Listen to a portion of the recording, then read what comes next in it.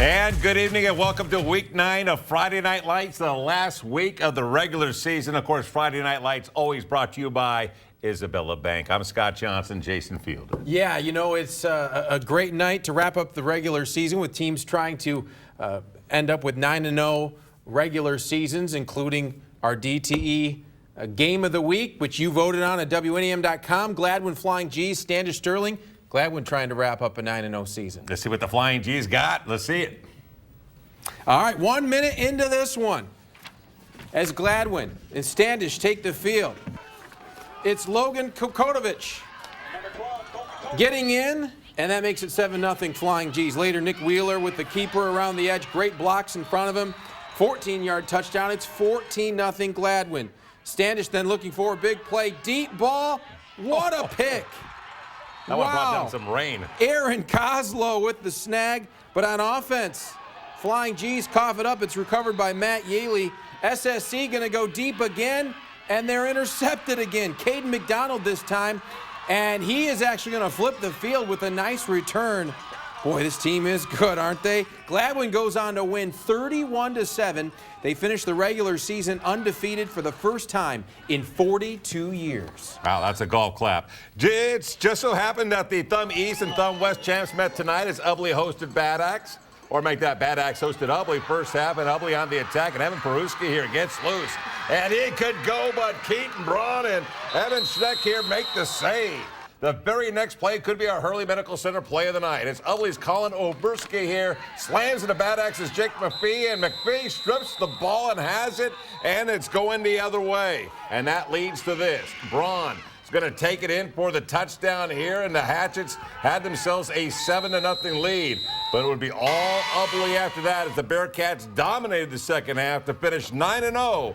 And well, I guess a thumb championship, if you will, 25-13 the final score.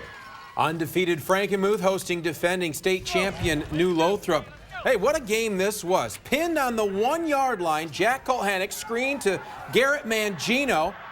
Makes a couple guys miss. He's got some blocks, and he is gone. He ties a state record for the longest reception in MHSAA history. That makes it 7-0 New Lothrop. Here come the Eagles. Colt Jankowski around the edge, and he gets in, ties it up at 7, but back comes New Lothrop. Colhanick with a little dive into the end zone. New Lothrop up 14-7 at the half, but Frankenmuth would rally in the second half to win 28-14. Eagles finish 9-0. All right, interesting matchup. Flushing out of the Flip Metro taking on Tri-Valley's Freeland. Pick it up here, third quarter. Freeland leads it big. Flushing's Caleb Mante's pass is going to be picked up by Sam Talega here for Freeland, and he's going to go for the touchdown, but guess what? Laundry on the floor. It's coming back, but it was still worth showing. Freeland would stop Flushing on downs, and the Falcons fake out our camera guy here, James Felton, and eventually with USC, Evan Vasic here running down the sidelines into the end zone to make it 44-0. Freeland wins by that score. The Falcons finish 8-1. Sandusky at Reese, a Rocket fan of junior Aiden Rayner with a sign that says he looks good in those Friday Night Lights. Opening kickoff fielded by Trey Palmrider. The squib breaks a tackle, and then he gets to his wall, and he will have an escort to the end zone. What a start for the Rockets. Great job by Palmrider getting behind his blockers. Later, Sandusky with the ball, trying to answer the ball on the ground. It's knocked around. Finally, Reese would fall on it. Ensuing Rockets possession. 4th and 3 at the 9. Tanner Turbush sprints around the edge. There is nobody there. He gets in. You know what? Credit Sandusky, though, for being down 14-0 and making it a game. 35-32, though, Rockets get the victory. All right, Cass City looking for the 4th straight win after a 1-4 start to the season, and they would get it as they hosted Beaverton tonight, third quarter, and check out the hole for Aiden Torres. He's off to the races, but he gets caught inside the 10-yard line. A couple plays later, the Red Hawks cash in, and it's Torres again with the carry to make it 43-0 at that point. And then Torres is going to get the TD5 hat trick here tonight as he comes up with the pick on this play. Cass City looking good to end the year as the Red Hawks win it by the final score of 43-0. How about 4 and 4? Swan Valley versus 5 and 3 Hemlock. Swan Valley deep in Hemlock territory. They fumble. Bryce Murphy picks up the loose ball. And look at that. There's nobody around. He's got blockers. He's gone. What a swing right there. It's 7-0 Huskies.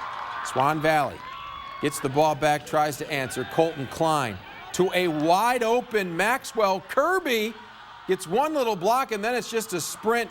He's gone. That ties it up at 7. Next possession for Hemlock. Max Denninger will scramble. Check out this play. He will stop. He's got an open guy. Corbin Larkin uncovered. He's gone. Extra point would miss, 13-7. This game would go back and forth into overtime. Swan Valley would pull it out.